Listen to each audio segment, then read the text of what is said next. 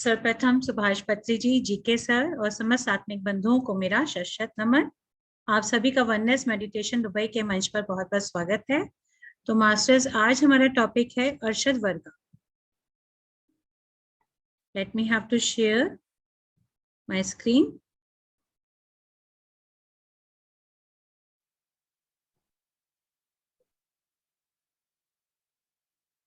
जैसा कि आप स्क्रीन में देख रहे हैं, अरिषद वर्ग क्या होता है? काम, क्रोध, लोभ, मोह, मद, मात्सर्य। ये 6 टैबलेट सीरीज है हमारी जीके सर की टैबलेट्स के। इसके बारे में आपने सुना ही होगा। काम, क्रोध, लोभ, मोह, मद, मात्सर्य, ये 6 पैशंस होते हैं हमारे। तो हम सभी बहुत टाइम से, बचपन से ही सुनते आ रहे हैं, क्रोध, क्रोध मत करो। हमारे पेरेंट्स भी बचपन में हमें कहते हैं, बच्चे इतना क्रोध मत करो, इतना क्रोध अच्छा नहीं होता सेहत के लिए, कहते हैं ना। तो ये सब क्या है? हमारे 6 पैशंस हैं, हमारे नेगेटिविटी, हमारे नेगेटिव इमोशंस, जो कि हम अपने शरीर में धारण करके बैठ जाते हैं, और जिससे कि हम अपनी बीमारियों को नोता देते हैं। तो हमें कभी भी नेगेटिव इमोशंस को नहीं रखना चाहिए और हमेशा पॉजिटिव रहना चाहिए। तभी हम ठीक से इवॉल्व हो पाएंगे, जिंदगी जीने की कला को सीख पाएंगे कि हमें किस प्रकार ये अपना जीवन जीना है। ये हमें अपने जीवन जीने की कला को सिखाते हैं। और किसी भी दूसरे की हमें हेल्प करनी चाहिए इवॉल्व होने में, ताकि किसी भी दूसरी आत्मा की चेतना का विकास हो सके और हमारी भी आत्मा की चेतना का विकास होना चाहिए। तो हमें कभी भी किसी पे क्रोध नहीं करना चाहिए और ना ही हमें किसी चीज का लोभ रखना चाहिए। तो आज का हमारा टॉपिक बहुत ही प्यारा है मास्टर्स, अरशद वर्ग, जिसके ऊपर हमें सदा अपने ऊपर काम करना चाहिए। और ये हमेशा ही हमारे जीवन में हर पल आता ही आता है। हर समस्या में हम इसका सामना करते हैं, लेकिन हमें इसे कंट्रोल में, संतुलित मात्रा में करके चलना पड़ता है। इसको बैलेंस करके चलना पड़ता है। इसको कभी भी हमें अपने ऊपर हावी नहीं होने देना चाहिए। तो इसे हमें बहुत ही प्यार से धीरे धीरे करके डिसॉल्व करना चाहिए। और आज हम इस टॉपिक को बहुत ही ब्यूटीफुल तरीके से समझेंगे कि ये अरशद वर्गा होता क्या है। तो ये एक स्नेक्स की फॉर्म में, जैसे कि आप देख रहे हैं चित्र के अंदर, ये आपको 6 स्नेक्स दिखाई दे रहे हैं। तो काम, क्रोध, लोभ, मोह, मद, मात्सर्य, जैसा कि मैंने आपको बताया। तो ये हमारे एक 6 अजगर होते हैं, स्नेक्स होते हैं। रानी जी, प्लीज म्यूट योर सेल्फ।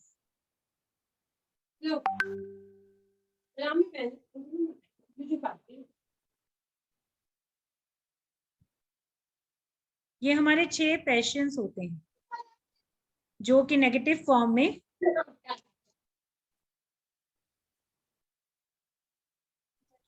हमेशा रहते हैं।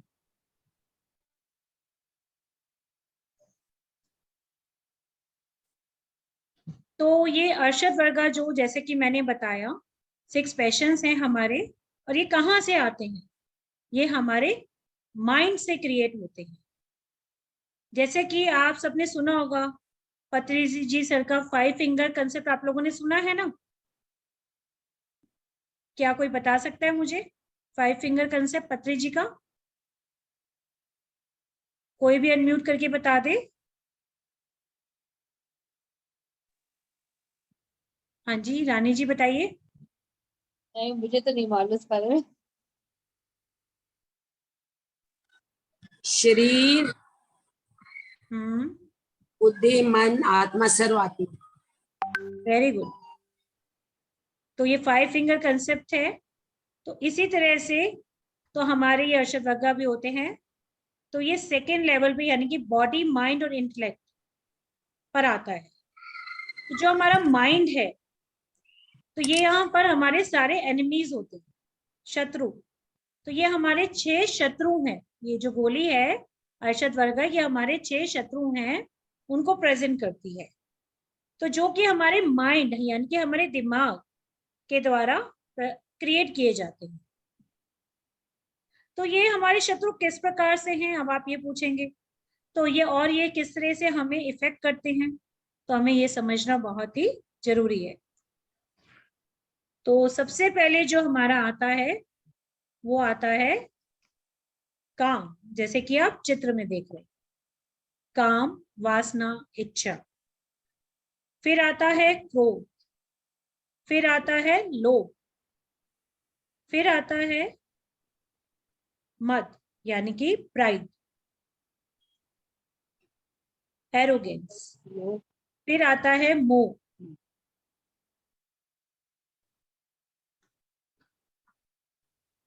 मोह होता है अटैचमेंट, जो हम किसी से लगाव रखते हैं, अटैचमेंट रखते हैं। और उसके बाद छठा आता है मत्सर्य यानी कि जेलसी, जो हम सब में कभी ना कभी बचपन में किसी चीज को लेकर होती ही है। किसी भी कंपटीशन को लेकर आपस में जेलसी होती है एक दूसरे से, कि कहीं वो मेरे से आगे ना निकल जाए। होती है ना जेलसी हमारे मन में एक दूसरे के प्रति। तो वो जेलसी की भावना वहां से क्रिएट होती है और वो हमारे सीधे माइंड में जाकर घर कर जाती है।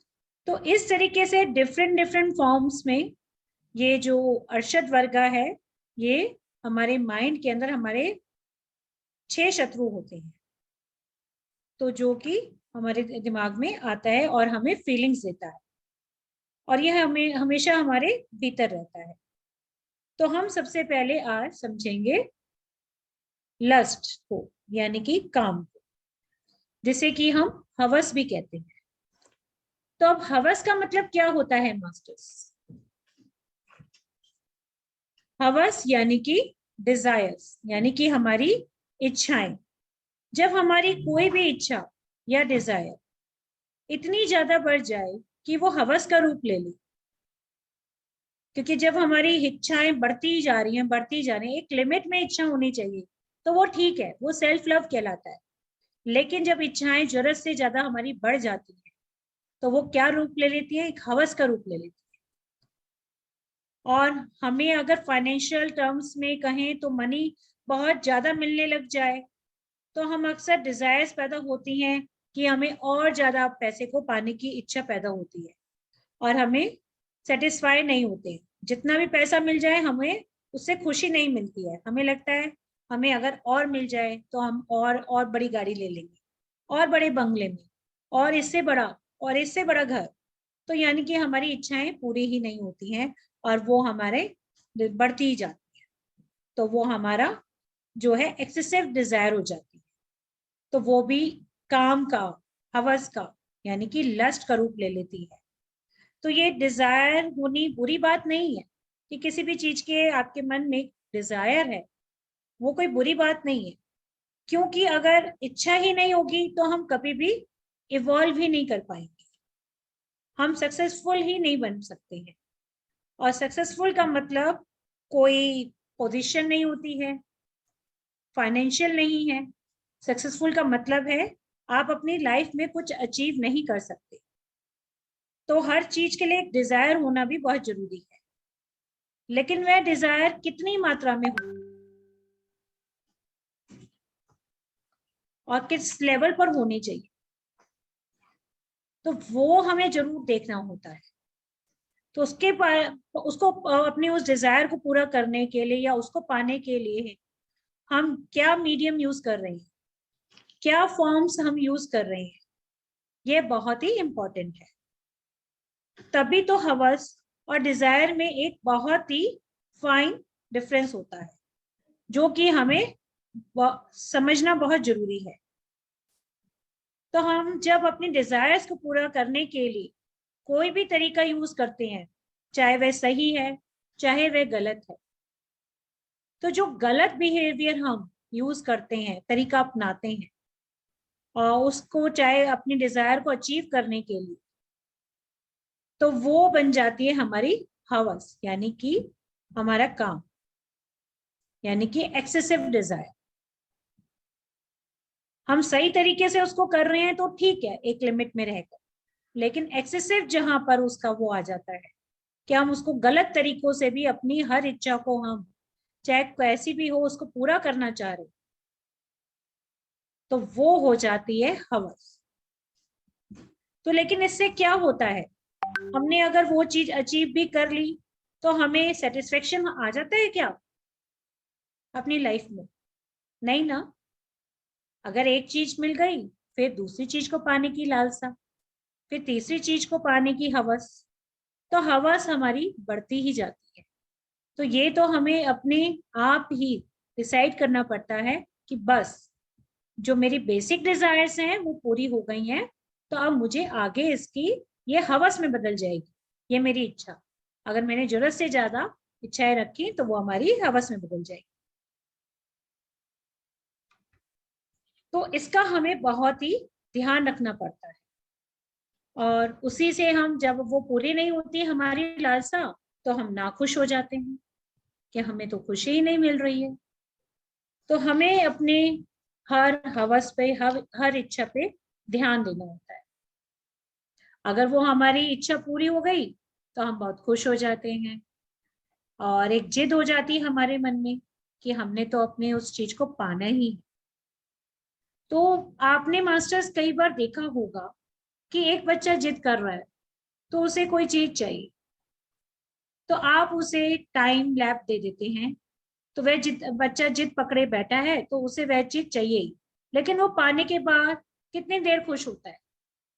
या तो वो लॉन्ग लास्टिंग लेकर उसको खुश होएगा, उस हैप्पीनेस को, उस जॉय को, और कैरी ऑन कर रहा है, तो उसके डिजायर एक काल्मनेस की तरह है और हैप्पीनेस की तरफ है।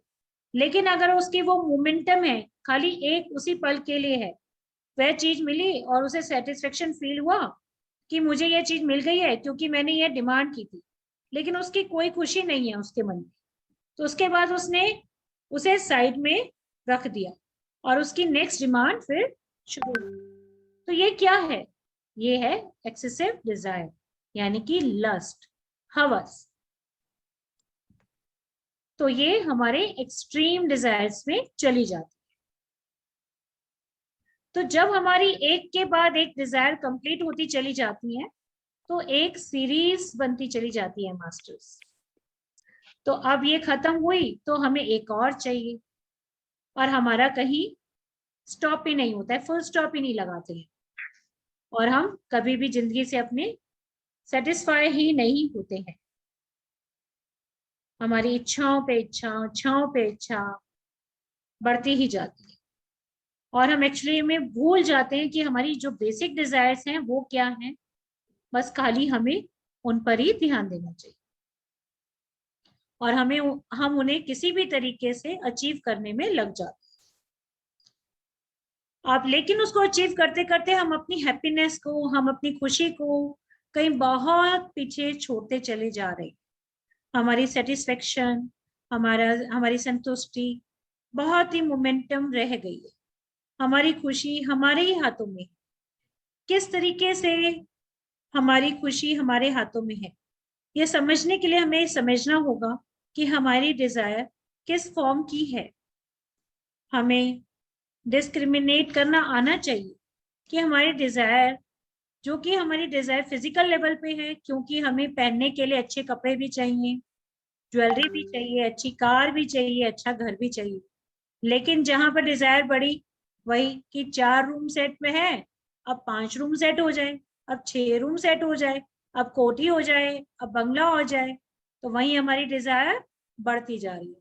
तो ये एक लस्ट का रूप ले लेती है।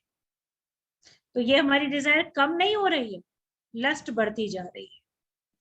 तो यहाँ पर क्या हो रहा है, फिजिकल लेवल पर हम सोच रहे हैं या फिर मेंटल लेवल पर, तो एक सेटिस्फेक्शन है कि मुझे ये चीज चाहिए थी और मुझे वह चीज मिल गई, तो मैं मेंटली सेटिस्फाइड। तो यह डिजायर हमारी मेंटल लेवल की है। इंटेलेक्चुअल डिजायर कैसी हो सकती है, यानी कि मैंने एक डिग्री अचीव करी, उस डिग्री में, उस स्टडीज में क्या चीज बताई गई, उसे प्रैक्टिस नहीं किया। सपोज हम स्पिरिचुअल टैबलेट के बारे में बात करते हैं, मैंने लेवल 1 स्पिरिचुअल टैबलेट कंप्लीट कर लिया, उसके बाद क्या होता है, इसके बारे में पता चल गया। कुछ दिन के बाद पता चला कोई और इंटेलेक्चुअल लेवल का कोर्स हो रहा है, तो भाई स्पिरिचुअल टैबलेट तो हो गया, अब मैं किसी और को बता सकती हूँ कि मैंने स्पिरिचुअल टैबलेट का कोर्स किया है लेवल 1 का, अब दूसरा कोर्स करते हैं। ऐसे करके मैंने मल्टीपल कोर्सेज कर लिए, तो एक के बाद एक। लेकिन इस कोर्स में जो विजडम मुझे मिली, वो विजडम बनी भी या खाली नॉलेज बनकर ही रह गई। मैंने सब कुछ पढ़ लिया, लेकिन जब तक मैंने उसे अपनी लाइफ में अप्लाई नहीं किया, अपने ऊपर काम नहीं किया, उसको आत्मसात नहीं किया, उसे देखा ही नहीं, उसे फॉलो ही नहीं किया, तो वो विजडम नहीं बनी, मेरी नॉलेज ही बनकर रहेगी, वो विजडम में कन्वर्ट ही नहीं हुई। तो वो मेरी इंटेलेक्चुअल लेवल की डिजायर है कि एक के बाद एक मैं नॉलेज लिए जा रही हूँ, उसे विजडम में कन्वर्ट ही नहीं करती। और एक होता है स्पिरिचुअल, यानी कि स्पिरिचुअलिटी में भी हम कई बार डिजायर्स लेते हैं, तो हमें स्पिरिचुअल डिजायर रखनी है कि हम अपने आप को इवॉल्व करने के लिए आगे आकर बढ़ रहे हैं। यहाँ पर एक्सेसिव डिजायर नहीं होंगी, यहाँ पर हमें बैलेंस करना आएगा। हमें विजडम आएगी तो हम समझेंगे कि कहाँ पर हमें स्टॉप होना है, कहाँ पर हमें आगे बढ़ना है। तो हमारी जो डिजायर्स हैं, जब वो एक्सेसिव या गलत तरीके की फॉर्म लेती हैं, जिससे हम अनड्यू मीन्स अपनाते हैं उसे पाने के लिए, तो क्या है, वो हमारी लाइफ को हैप्पी लाइफ नहीं करती हैं, एक स्ट्रेसफुल लाइफ देती हैं। हर वक्त हम टेंशन में रहते हैं। अगर हमने गलत तरीके से पैसा अर्न किया है तो टेंशन रहती है, घर में पैसा है, बैंक में नहीं डिपॉजिट कर रहे हैं, चोर आकर चोरी कर लेंगे, इनकम टैक्स वाले रेट ना लगा दें, तो हम खुश तो नहीं है ना, सारे दिन टेंशन ही रहती है ना, कि बड़ी कार भी ले ली, एंजॉय भी कर रहे हैं, फिर भी दिमाग में एक क्या है, टेंशन ही टेंशन। तो वो मनी मेरे घर में इतना सारा पड़ा है, किसी को पता चल गया तो मेरी लाइफ में खुशी तो रही नहीं, मैं क्या हूं, दुखी हूं। तो मैंने उसे हर वक्त एक स्ट्रेसफुल लाइफ में कन्वर्ट कर दिया। तो ये डिजायर्स क्यों क्रिएट होती हैं मास्टर्स?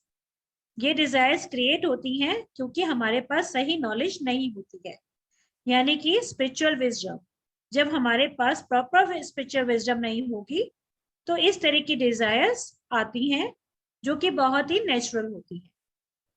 तो जैसे जैसे हमारी विजडम बढ़ेगी, हम अपनी लाइफ में चेंजेस लाएंगे, इसकी अंडरस्टैंडिंग बढ़ेगी, हमारा जीवन जीने की कला बदल जाएगी, हम इन विजडम्स को फॉलो करेंगे और धीरे धीरे हमारी जो एक्सेसिव अनड्यू डिजायर्स हैं वो अपने आप ही कम होती चली जाएगी। हमारी जो बेसिक नीड्स हैं खाली हम उसके लिए ही ध्यान रखेंगे, बाकी सब हम दान में दे देंगे और उनके लिए डिजायर्स ही नहीं रखेंगे, तो हमारी जो बेसिक नीड्स हैं वो कम होती चली जाएगी। और उसके साथ साथ फिर हमारे जीवन में खुशी अपने आप ही आ जाएगी। जब ये मिल गया तो खुशियां तो अपने आप ही आनी है हमारे जीवन में। तो खुशी हमें कोई बाहर से नहीं मिलने वाली, तो खुशी तो हमारे अंदर ही है, जो कि हमें अपने भीतर ही खोजनी। तो ये किसी बाहर के एनवायरनमेंट से नहीं मिलने वाली, हमें अपने अंदर बदलाव लाने होंगे, अपने अंदर ही इसे खोजना हो। तो खुशी जो है हमारे अंदर ही होती है मास्टर्स। जो नॉलेज होती है वो उस चीज को ढक देती है।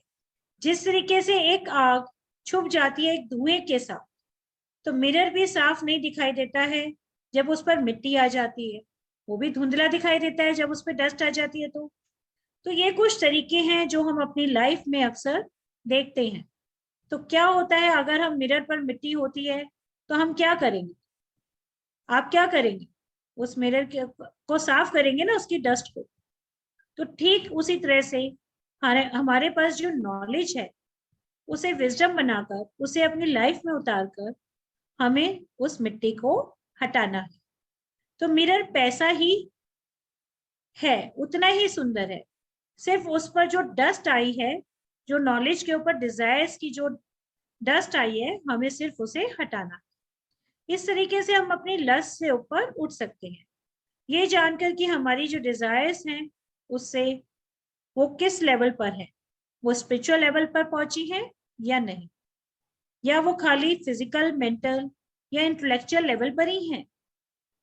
तो अपने लेवल को हमें चेक करना पड़ता है, फिजिकल लेवल, मेंटल लेवल और इंटेलेक्चुअल लेवल। जब हम इसे पहचान लेंगे तब भी हम इस पर काम कर सकेंगे।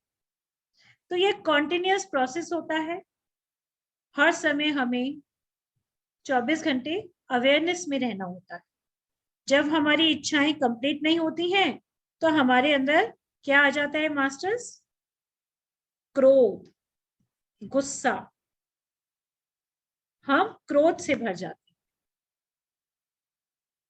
क्योंकि जब हमारी इच्छा पूरी नहीं हो रही है तो ऑब्वियसली क्या होता है, हम दूसरे के ऊपर गुस्सा करने लग जाते हैं ना। जब देखो कभी बच्चों पर, जो भी सामने आता है उस पर गुस्सा उतारने लग जाते हैं। तो क्या ये सही है? नहीं, हमें गुस्सा नहीं करना चाहिए। तो ये सारी चीजें एक दूसरे से इंटर रिलेटेड है, हमारी इच्छाएं, हमारा क्रोध, हमारी हवस। तो थोड़ा ध्यान से देखिएगा, जिस तरीके से ये एक दूसरे की एक से एक कड़ी बनाकर एक चेन बनती जा रही है, एक ऐसा गार्लिक जो देखने में बहुत ही खूबसूरत है लेकिन बहुत पेनफुल बन जाता है हमारे लिए। जब हमारी डिजायर्स पूरी नहीं होती हैं तो हमारे अंदर क्रिएट होता है क्रोध। तो छोटी छोटी चीजों की इच्छाएं जब हमारे मन में रह जाती हैं तो वो हमारे अंदर एंगर का रूप ले लेती है। हमारे अंदर क्या होता है, जब क्रोध आता है तो हमें अंदर ही अंदर क्या होता है, पेन होता है ना, दर्द होता है ना। तो वो डिजायर्स क्या है, वो एक्सपेक्टेशंस हैं हमारी, जो कि पूरी नहीं होती है हमारे साथ, कि हमें यह चाहिए, हम ये चाहते हैं। तो वो जब डिजायर हमारी पूरी नहीं हो पाती है तो जो ना मिलने का दर्द होता है, पूरा ना होने की इच्छा का जो दर्द होता है, तो वो अब क्या बन गया? क्रोध बन गया। तो वो क्रोध बनकर क्रिएट होकर हमारा बाहर निकलता है। तो आइडेंटिफिकेशन और रिड्यूसिंग ऑफ क्रोध, तो हमें यहाँ पर अपने क्रोध को आइडेंटिफाई भी करना है और उसे पहचान कर उसे कम भी करना है। हमें पता चलना चाहिए कि हमें गुस्सा आ रहा है, तो उसे हमें किस तरह से कंट्रोल करें। उसे शो भी नहीं करते हैं हमें कि हमें गुस्सा आ रहा है। हम कई बार गुस्से को बहुत एक्सप्रेस करते हैं। कई लोगों को हमने देखा है बहुत गुस्सा आ जाता है तो वो बहुत ही क्रोध होके बाहर एकदम से ब्लास्ट की तरह अपने गुस्से को एक्सप्रेस कर देते हैं, बॉम्ब ब्लास्ट की तरह। तो कुछ लोग होते हैं कि उन्हें गुस्सा भी आ रहा है लेकिन उसे वो अंदर ही अंदर कैरी कर रहे होते हैं। तो हमें सबसे पहले ये देखना है कि हमारी इनमें से कौन सी सिचुएशन है। हम क्या करते हैं जब हमें गुस्सा आता है? हम क्या ब्लास्ट की तरह, बॉम्ब ब्लास्ट की तरह बाहर निकाल देते हैं, या फिर उसे अपने अंदर ही सप्रेस करके रख लेते हैं, दबा के रख लेते हैं, या उसे कैरी करके चलते रहते हैं पूरी उम्र? तो कौन से समय हमें क्या होने पर क्या सामने आया, या फिर क्या होने पर हमारे अंदर एंगर आ रहा है? हमने कुछ एक्सपेक्टेशंस करी, वो पूरी नहीं हुई तो हमारे अंदर गुस्सा आ गया। हम जब आइडेंटिफाई करते हैं, ये ना मिलने पर हर बार इस तरह की सिचुएशंस आती हैं कि हमें गुस्सा आ रहा है। जब तक हम आइडेंटिफाई नहीं करेंगे, अक्सर क्या होता है, हमें गुस्सा बहुत ज्यादा आने लग जाता है लेकिन हमें यही समझ नहीं आता है कि हम इसे हैंडल कैसे करें, अपने गुस्से को, उसे चैनलाइज कैसे करें। हम हमेशा सोचते रहते हैं कि हम अपने एंगर को खत्म कर दें। तो हम क्या कर सकते हैं मास्टर्स? अपना, आपको जो हॉबी है, अपने हॉबी की तरफ अपने ध्यान को डाइवर्ट कर सकते हैं। पेंटिंग बनाने बैठ जाइए, कैसियो बजाना आता है कैसियो बजाने लग जाइए, अपना ध्यान उधर डाइवर्ट कर दीजिए। काउंटिंग कर लीजिए, 50 से 1 तक बैकवर्ड काउंटिंग कीजिए, आपका दिमाग शांत हो जाएगा। एक ग्लास पानी पीजिए, अपनी पोजीशन चेंज कर लीजिए, वहां से उठ जाइए, दूसरे कमरे में चली जाइए, ध्यान में भी बैठ सकते हैं। तो इस तरीके से हम अपने गुस्से को कंट्रोल कर सकते हैं। तो ये अलग अलग तरीके हैं जिस तरह से हम अपने गुस्से को कंट्रोल में कर सकते हैं। अब आती है बारी ग्रीड की।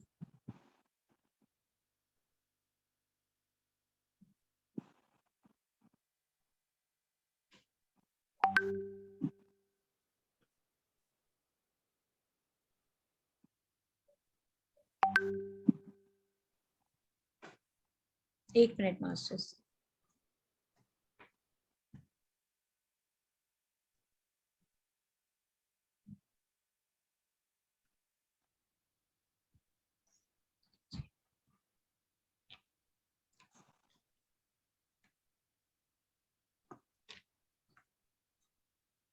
ग्रीड की, जब ग्रीड आई तो क्या हुआ, हमारी ग्रीड बढ़ती जा रही है, लालच बढ़ता जा रहा है, क्योंकि हमारी इच्छाएं पूरी होती जा रही हैं। तो जब हमारी इच्छाएं पूरी होती जा रही हैं तो हमारा लोभ बढ़ता जा रहा है। तो जब हमारा लोभ बढ़ता जा रहा है तो क्या हो रहा है, तो इसके भी एक्चुअली 3 डोर्स हो गए, हमारी डिजायर, एंगर और हमारी ग्रीड, यानी कि लालच। एक तो इच्छा जागी, इच्छा पूरी नहीं हुई तो क्रोध आ गया, और अगर इच्छा पूरी हो गई तो ग्रीड यानी कि लालच। हम जीत जाते हैं तो हमारा लालच बढ़ता ही जाता है हमारी इच्छाओं के प्रति। तो ये एक 3 तरीके से 3 डोर्स हो गए, एक ट्रायंगल के 3 पॉइंट्स हो गए, तो जो कि हमें हेल्थ की तरफ ले जाती है। क्योंकि इच्छा ना पूरी होने पर हमें क्रोध आता है और इच्छा पूरी पूरी होने पर हमें ग्रीड आ जाती है। तो इसीलिए हमें अपनी डिजायर्स को चेक करना जरूरी होता है, क्योंकि इसकी फाउंडेशन ही बताती है कि वो या तो एंगर लेकर आ रही है या फिर ग्रीड।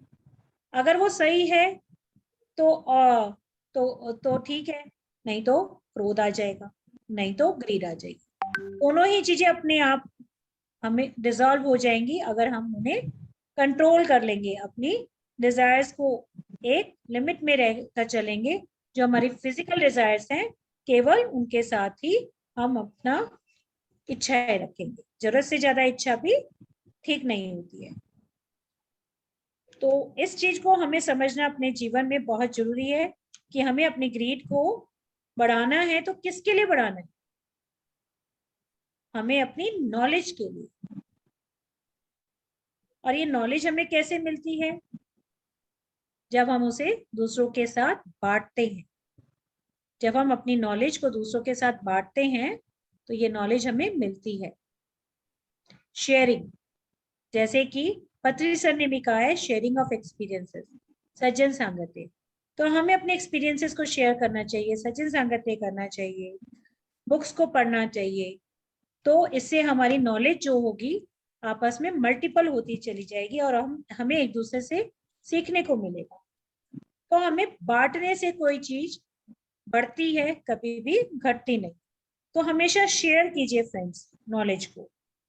तो यही हमें लालच रखना है, डिजायर रखनी है अपने जीवन में, ना कि भौतिक चीजों के लिए कि मुझे बंगला, गाड़ी, पैसा ये सब मिलता जाए, अब और बड़ी गाड़ी नहीं। बुक्स के लिए, स्पिरिचुअल बुक्स की डिजायर कि आज मैंने एक बुक पढ़ी, अब दूसरी बुक पढ़नी है, उसको शेयर कीजिए एक दूसरे की नॉलेज में। आपकी फ्रेंड ने पढ़ी, आपने पढ़ी, आप एक दूसरे से नॉलेज को शेयर कीजिए। तो ऐसी डिजायर हमें अपने जीवन में रखनी चाहिए। तो ये डिजायर अच्छी डिजायर होती है। तो आप लोगों के को अब अपने क्वेश्चन के आंसर भी मिल गए होंगे कि अच्छी डिजायर क्या होती है।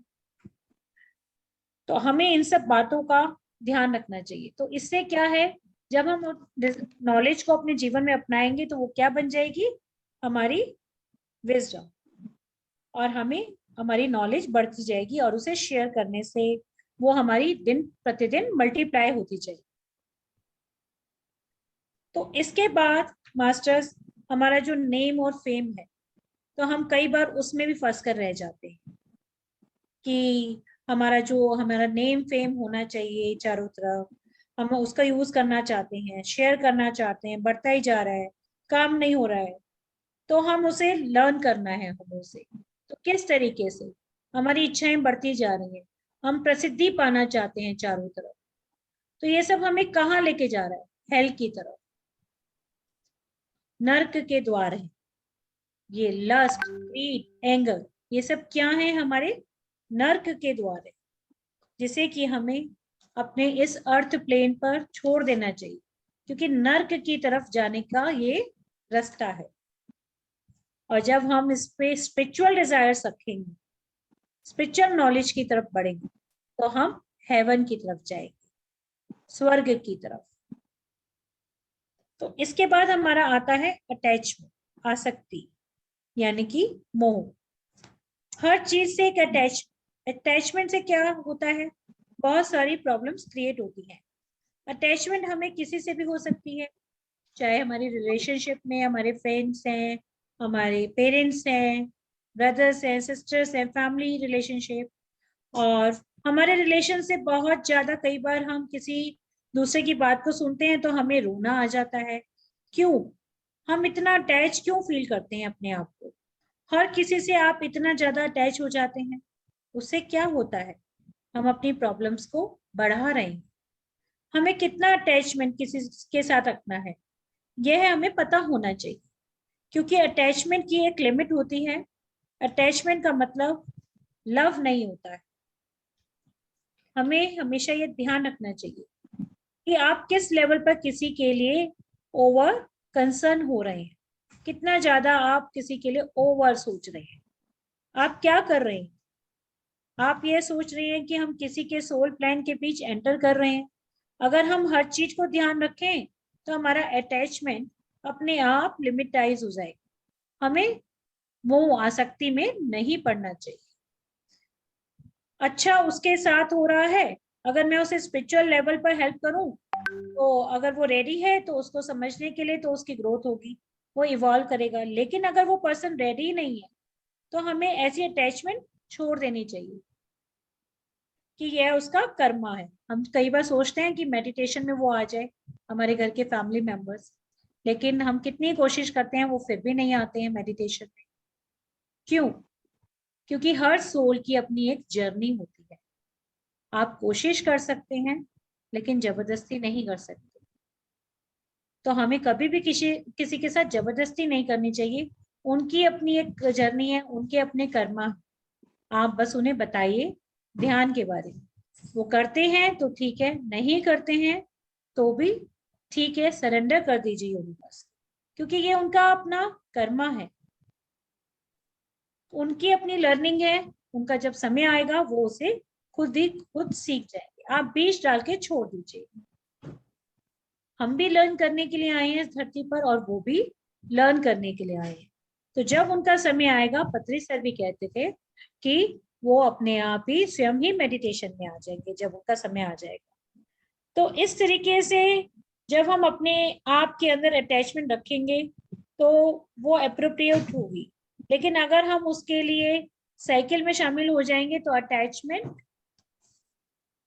हो जाएगी, तो हमारे लिए प्रॉब्लम और पेनफुल हो जाएगा।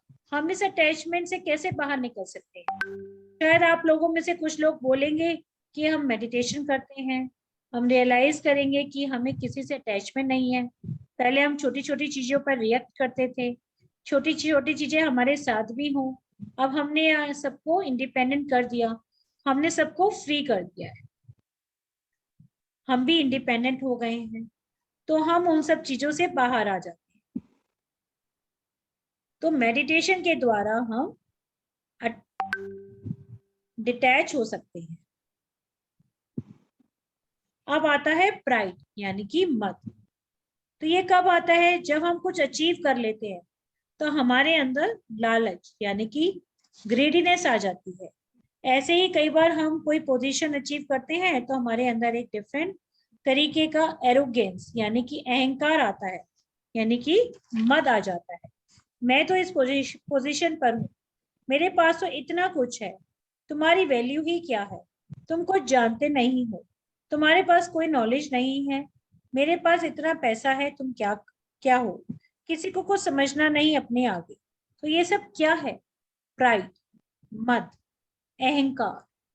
तो इतना अहंकार कि हर किसी को नीचा समझना, इतना ईगो कि this is a false ego, जो हम हमेशा अपने अंदर क्रिएट करते रहते हैं। हर किसी को नीचा दिखाकर अपने आप को सुपीरियर दिखाना, सामने वाले की नॉलेज कुछ भी हो लेकिन अपने आगे दूसरे को दबाना, चाहे आप मनी टर्म्स में हो चाहे नॉलेज टर्म्स में हो, किसी ना किसी फॉर्म में उसको आप दबाना ही चाहते हैं और अपने आप को अपग्रेड लेवल पर दिखाना।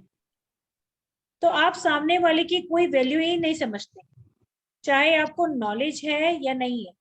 आप अपनी पोजीशन पर बैठे हो लेकिन अपने आप को सुपीरियर मान रहे हो। चाहे ऐसा भी हो सकता है सामने वाले को आपसे ज्यादा नॉलेज है लेकिन आप उससे कुछ सीखना ही नहीं चाहते, बस आप अपने मद में हैं कि मैं सीनियर हूं और वो मेरे से जूनियर है, उसे मेरे से कम ही पता है। तो चाहे कुछ भी हो जाए मैं बोलूंगा या मैं बोलूंगी और उसे सुनना होगा। तो ये सब क्या है? अहंकार, मद। तो उससे क्या होता है? हमारी आत्मा की उन्नति रुक जाती है।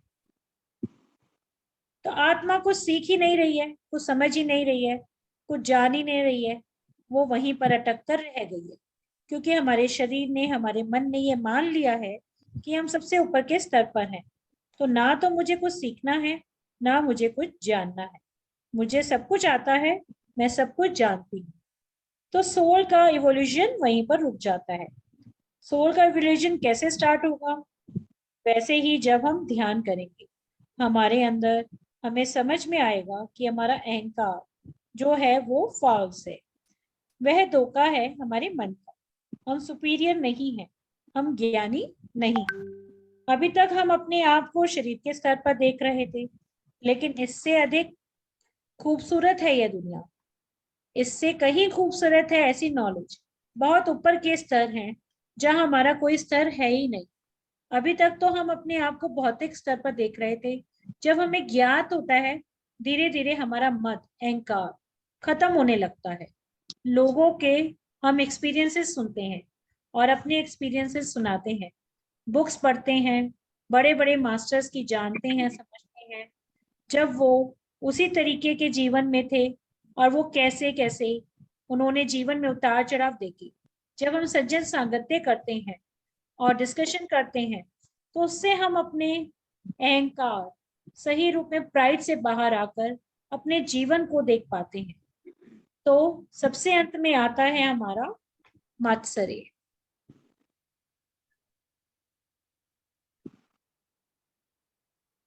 यानी कि जेलसी, ईर्ष्या। तो यह एक ऐसी चीज है जो कई बार हमें पता चलती है कि हमें हो ही नहीं रही है। हम सोचते हैं हमें तो कोई ईर्ष्या ही नहीं हो रही है, हमें पता ही नहीं होता है, जबकि हम ईर्ष्या महसूस कर रहे होते हैं दूसरों से। हमें लगता है हमें तो कुछ भी नहीं हो रहा है, कोई जेलसी ही नहीं हो रही है, भाई हम तो किसी से जेलस होते ही नहीं है। लेकिन ऐसा नहीं होता है। मन के किसी ना किसी कोने में छुपी हुई इच्छा हमारी पूरी नहीं हुई है और उसकी पूरी हो गई है। उसके पास वो है, मेरे पास नहीं है, काश मेरे पास भी वो होता। तो यहाँ पर हमारी जो एक्सपेक्टेशंस हैं वो सामने आती हैं। कुछ ऐसा मिल जाए कि वो मेरे पास होता, तो वो ईर्ष्या है। कोई तरीका ढूंढना कि सामने वाले को ये दिखाना है कि इसकी यह चीज अच्छी नहीं, इसकी यह चीज बेकार है। तो वो क्या है? आपस में जेलसी फील करना, नए नए तरीके ढूंढना, उसे बताना, कुछ समझाने के लिए, क्रॉस करना। तो वो क्या है? वो एक ईर्ष्या का ही रूप है। वो आपके अंदर डेवलप कर रहा है दूसरे को नेगेटिव फॉर्म में लाने में। जहां आप उसे अपना दुश्मन समझते हो, अगर वह सही भी बोल रहा है तो आपको गलत लगता है, उसकी सही बात भी आपको गलत लगती है, आप उसको गलत ही साबित करना चाहते हैं और अपनी बात को सही रखते हैं। तो ये जेलसी का बहुत ही सूक्ष्म रूप का फॉर्म होता है जो कि हमारे अंदर कहीं ना कहीं क्रिएट होती है और जो हम जाने अनजाने में भी कई बार क्रिएट करते हैं। तो ये इम्बैलेंस हमारे आसपास, हमारे भीतर इस तरीके से आता है जो कि हमें असंतुलन कर देता है और उसके अंदर रहते हुए हम कुछ भी सही नहीं करते हैं। हम किसी के साथ बुरा करते हैं तो वो भी हमें बुरा नजर नहीं आता है, हमारी नजर में वो भी सही होता है, क्योंकि हमें वो एक्सेसिव करना था। एक सिंपल सा एग्जांपल लेते हैं। जैसे हम नॉर्मली ऑफिस में कोई दो जने एक साथ एक ही जगह पर हैं, एक ही पोजीशन पर है, अचानक से एक का प्रमोशन हो जाता है और दूसरे का प्रमोशन नहीं होता है, तो उसको उससे जेलसी होती है। ऊपर से दिखा रहे हैं कि वह बहुत खुश है और उसके साथ पार्टी में गया, बल्कि खुद पार्टी उसके लिए रखी भी, और वो ये दिखा रहा है कि आई एम वेरी हैप्पी, लेकिन अंदर से वो उसके लिए जेलसी फील कर रहा है और उसको हटाकर खुद वहां पर बैठना चाहता है। तो ये होता है कि प्रोग्रेस के लिए सामने वाले को डिमोट करना, यह सब नेगेटिव फॉर्म में होता है, लेकिन हम इसे पॉजिटिव फॉर्म में कैसे लेकर आ सकते हैं। हम यह सोचते हैं कि वो पर्सन हमारी लाइफ में एक बंधन, एक ऑब्स्टिकल है, जबकि ये पर्सन हमसे ऊपर उठकर हमारे लिए हर्डल नहीं बना, हमारे लिए लर्निंग बना है। मैं अगर ये सीखूं कि उस पर्सन में ऐसी कौन सी क्वालिटीज थी जो कि उसकी प्रमोशन हुई, हम दोनों एक ही पोजीशन पर थे, एक ही जैसा काम कर रहे थे और हम एक जैसे परफेक्ट भी हैं, फिर भी उसको प्रमोशन मिला, मुझे नहीं मिला। तो कुछ तो उसने ऐसा काम किया जो उसे प्रमोशन मिला। तो जब हम एनालाइज करेंगे डीपली, तो हमें पता चलेगा कि इन दोनों में से जो परफेक्ट चीजें क्या थी, उसने ऐसी कौन सी चीजें ऐड की थी जो मैंने नहीं की, तो मेरा नजरिया उस तरीके का नहीं था। तो तब मुझे पता चलेगा कि मेरे अंदर ईर्ष्या थी। तो मुझे आगे से इन सब चीजों का ही ध्यान रखना है।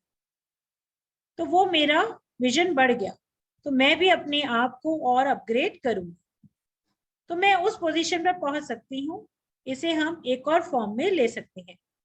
मान लीजिए मेरे पास कोई स्पिरिचुअल बुक है, कोई भी अच्छी नाइस स्पिरिचुअल बुक है, कोई मेरे पास आकर कहता है कि तुम्हारे पास 2 किताबें हैं, मुझे दे दो।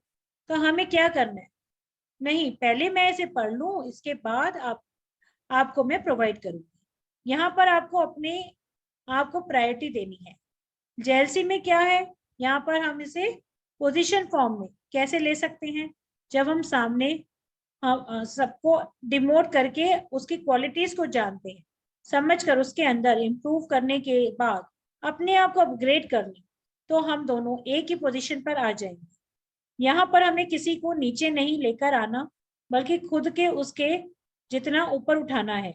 दिस इज व्हाट जेलसी को अगर हम चैनलाइज करेंगे तो उसे पॉजिटिव फॉर्म में हम बदल सकते हैं, और किसी को दुश्मन नहीं मानना है, उसे अपना एक्चुअल फ्रेंड ही मानना है, और खुद को भी उसके लेवल तक हमें अपग्रेड करना है।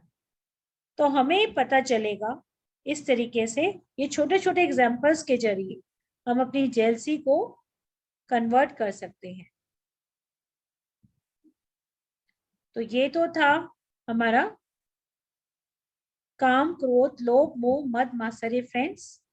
थैंक यू सो मच मुझे सुनने के लिए। आपके कोई प्रश्न है तो आप पूछ सकते हैं।